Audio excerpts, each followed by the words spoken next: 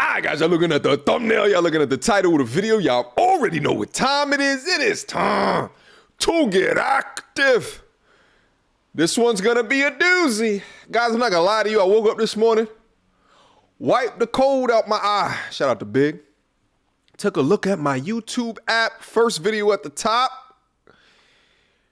Kevin Samuels versus, and I never thought I'd combine these two names in the same sentence, Nicki Minaj. Now, before we get started in this conversation, let's talk about the significance of this conversation, because you have public figures who audiences diametrically oppose each other. I have never heard of anybody who was a Nicki Minaj fan talk positively about Kevin Samuels. You know what I'm saying? Or vice versa. Shit. We talk about lyrics and the appropriation of sexuality in our culture and what that does to the ideologies of the modern woman today and the implications of how men receive that all day and all night.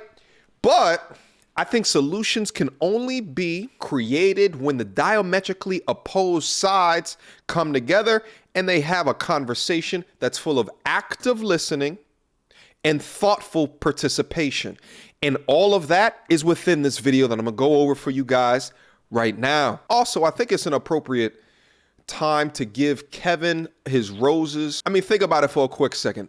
A couple of months ago, if not a year ago, I went over a video called The Evolution of Kevin Samuels. But essentially it went over Kevin starting out on YouTube, and he was doing these janky kind of videos. And to transition from that to, you know, men's focus to car videos and to average at best when he started to focus in on women, to conversations with like Tommy, and now going all the way to Nicki Minaj, which in every sense of the word is mainstream because her name rings bells not only in the black community, but in other communities as well. She's an international superstar. So whether or not you agree with the man's points or not, it's time to give him his roses because he's doing what exactly he sought out to do. Ascend. But anyway, y'all are tired of hearing me setting this up, so let's get right into the commentary. Without further ado, I heard was blood clots and shit. I'm old. And we might need to get 911 over there. So. My bad. Let me tell you. You see, let me tell you why I love the universe, and I am a firm believer of the universe. Okay. Listen, I wanted to get on and talk to you for a very long time. Is that right? That's very right. What we got? So I want to know. you never know who's watching you at the end of the day. Let's keep going. What you gotta, let's have this real talk. Let's have this real talk. Because I know a lot of times when people will speak to you, it's like they trying to be funny. Mm-hmm. And I feel like if you call somebody trying to be funny, yes, I feel if you call somebody trying to be funny, then don't be mad at what you get. If you call somebody that, and you're really trying to, sincerely ask questions or get information or chat, yeah, then that's different. For all my non-New Yorkers out there, when she says funny, she doesn't mean like people call in and try to be comedians.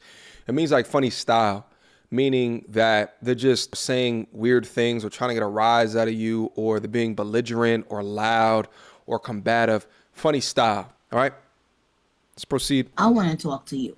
Okay. What are we talking about? Well, what do you rate me?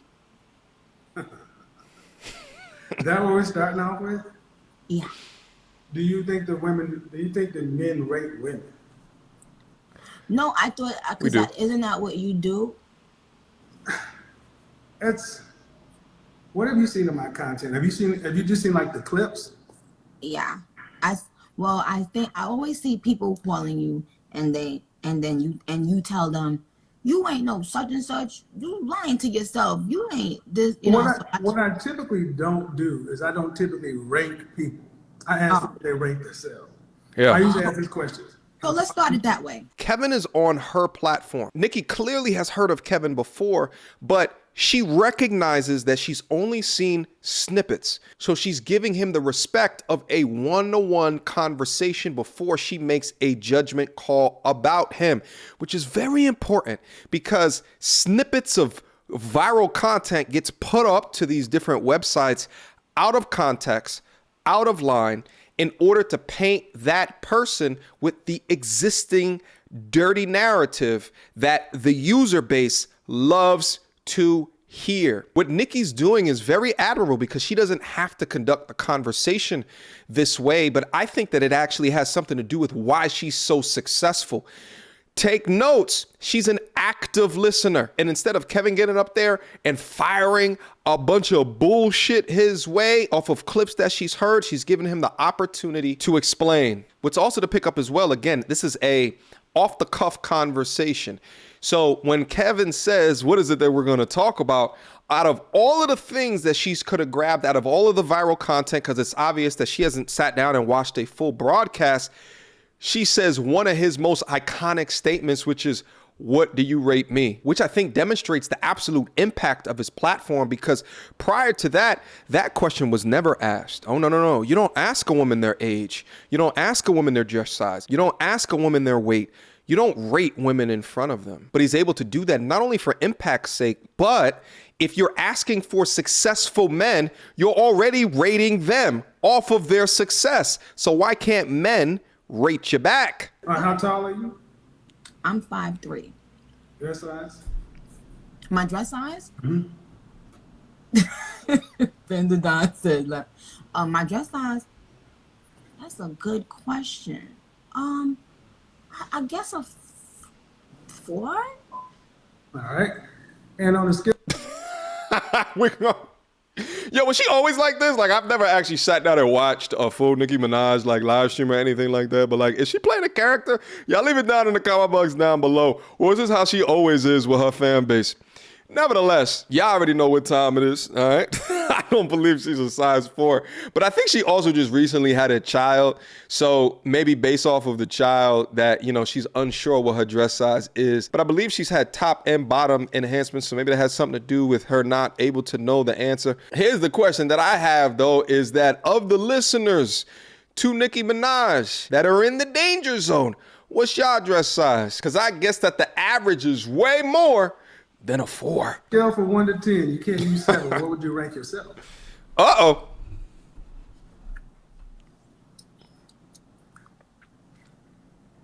Fresh face out of the shower, just you. Fresh face. That's how I always ask the question.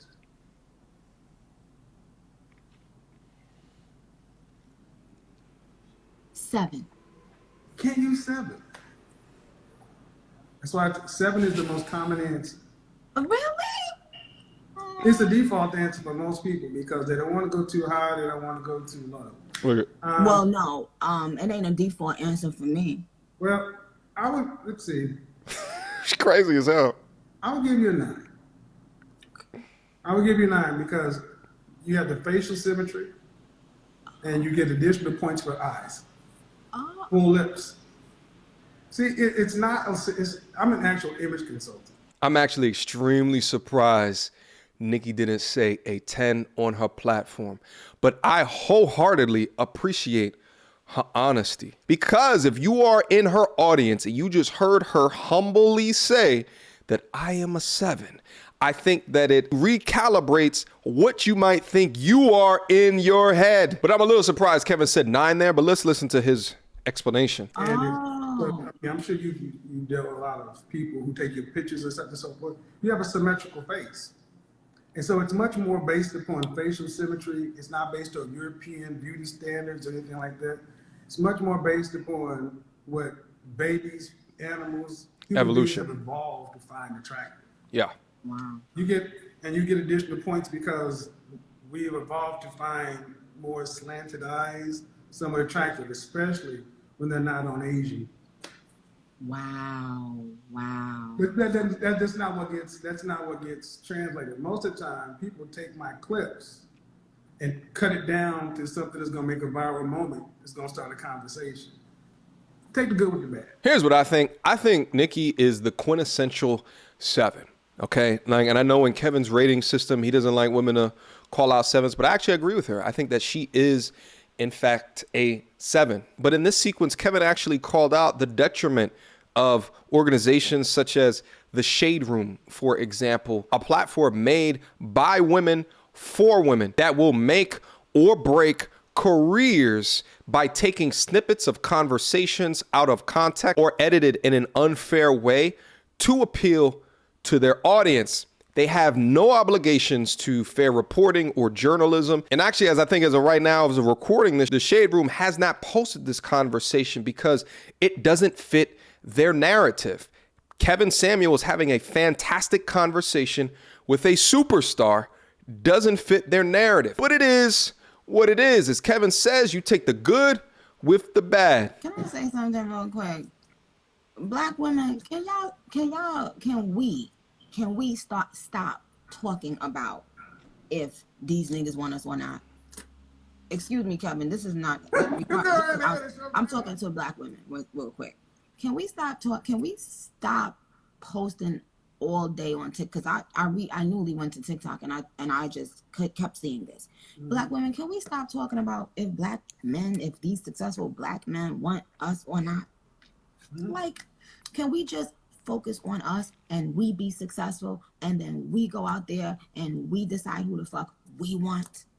Because what I've been seeing is, I feel like I've been seeing men using that as an opportunity because they've been hurt and somebody done and they've been using it as a way to come out and lash out and poke fun at black women and use it as a way to feel like they somebody or they something. Or so for all you niggas that's doing that on TikTok, wherever the fuck y'all at, eat a dick, go away. Nobody gives a shit about you. And I want black women to stop fucking posting about whether or not y'all want black women or not. Okay? Well, I want black women just to focus on themselves, be successful, and then you go out there and you decide the trajectory of your life. Come on, Kevin. Okay? Well, here's the thing. Listen, before Kevin gets into here's the thing, yo, look at her face. This is why this conversation and conversations like it is so vital, is so important, okay? What Nikki doesn't understand, basic fundamentals. Women control access to sex. Men control access to relationships. It's not women getting on bended knee for marriage more often than not. But let's try to unpack. When I say that men give access to relationships, I'm speaking about successful men. This is why I don't focus on game or getting the viscous innards or guts on this channel as much as I talk about being a successful man, making sure that you understand the methods to accomplish your goals and or dreams. You'll need game for sure. You'll need mouthpiece in order to be able to talk to women, but women are not searching for dudes with mouthpiece. They may fall victim to a dude with a mouthpiece or even just a good dude that understands game, but they're looking for successful men. But what I don't agree with is that women should not at least listen to the conversations, maybe a much more longer format, such as what we do on platforms over here, because women need to understand what men want. And you won't get the reality of what men want from the old guard. But we talk about it over here. At a basic level, men are looking for women that are feminine, beautiful, inspirational. But if you get down to the simple monkey part of our brain, we do look at women like sex objects. But guess what? Women look at men at the monkey part of their brain as success objects. Nikki just confirmed for y'all why this conversation has sparked up to the degree is what it is. It's because they're looking for the successful men. So when I post the financial videos and purpose videos, y'all better keep on watching that shit. But let's bring it back, all right? What she also gets incorrect is that men don't date women for how successful that they are.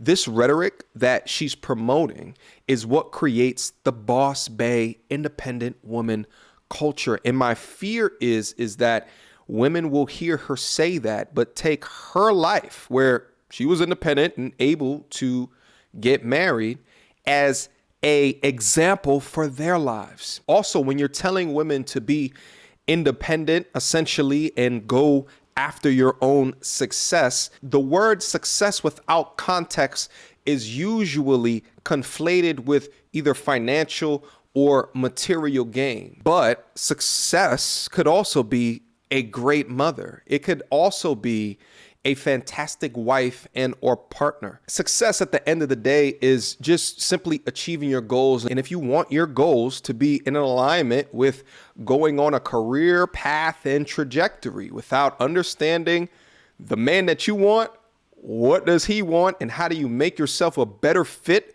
for that man, then go off and do that. Be as happy and successful within your career and attain all the material and the financial gains within that. But just be sure before you go on that path that that is the path that will make you most happy. There's a lot of hurt on both sides.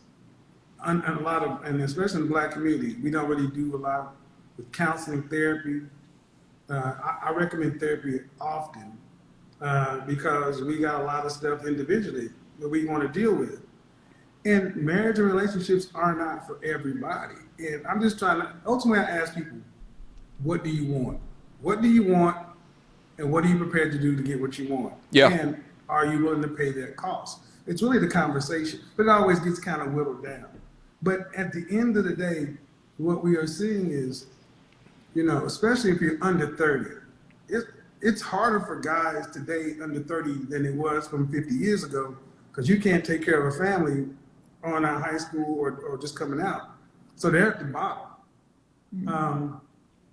And I just had men's week, and I told guys, look, while you're under 30, work on getting yourself together, because like it or not, you're really not in a position like you should be to be able to work with, lead, do anything like that.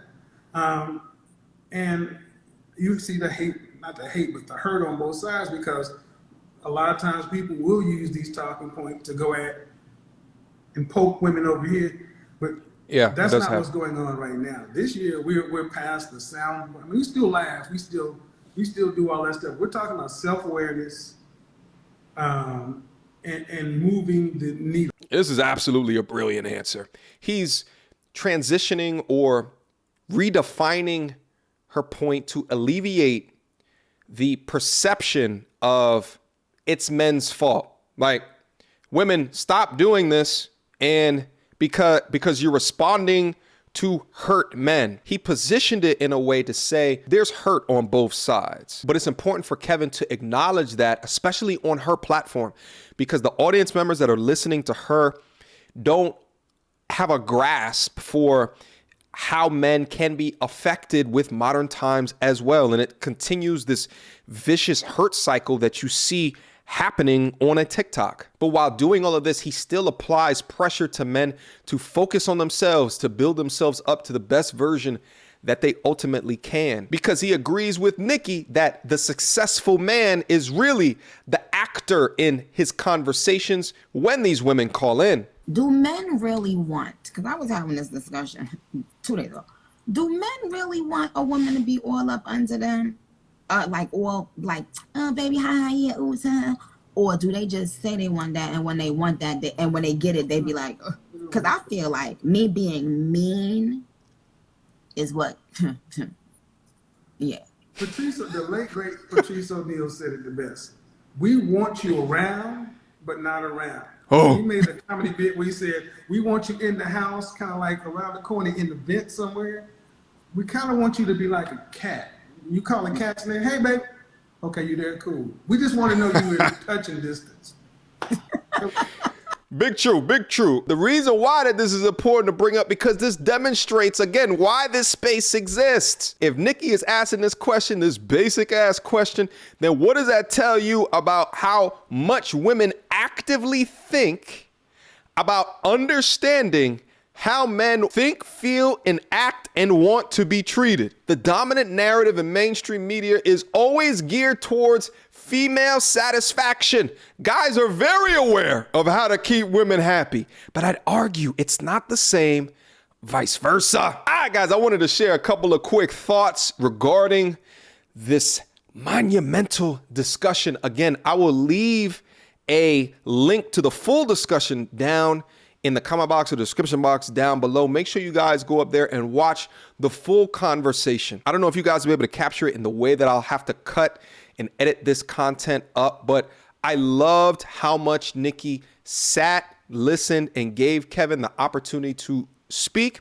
And then also how much Kevin sat, listened, and gave Nikki the opportunity to convey her thoughts as well. It was a fantastic conversation. And the thing is men that listen to Kevin Samuels now will have a newfound respect for Nicki Minaj, and women that listen to Nicki Minaj will now have a newfound respect for Kevin Samuels. At the end of the day, people will decide to hate and to pick apart and for controversies and this, that, and the third. But I think that this is a win for the men's sector, as well as women that want and still want to understand men. Outside of the numbers that a video like this will do inevitably on Kevin's channel, the real impact here is showing that conversations can happen in a solution-focused or solution-oriented way where there's not bickering, there's not infighting, and that there's questions and actual answers to those questions without deflection or the bullshit that you will often see in a lot of these different types of conversations. Shout out again to Kevin. Shout out to Nikki. This was a dope one. Until next time, YouTube.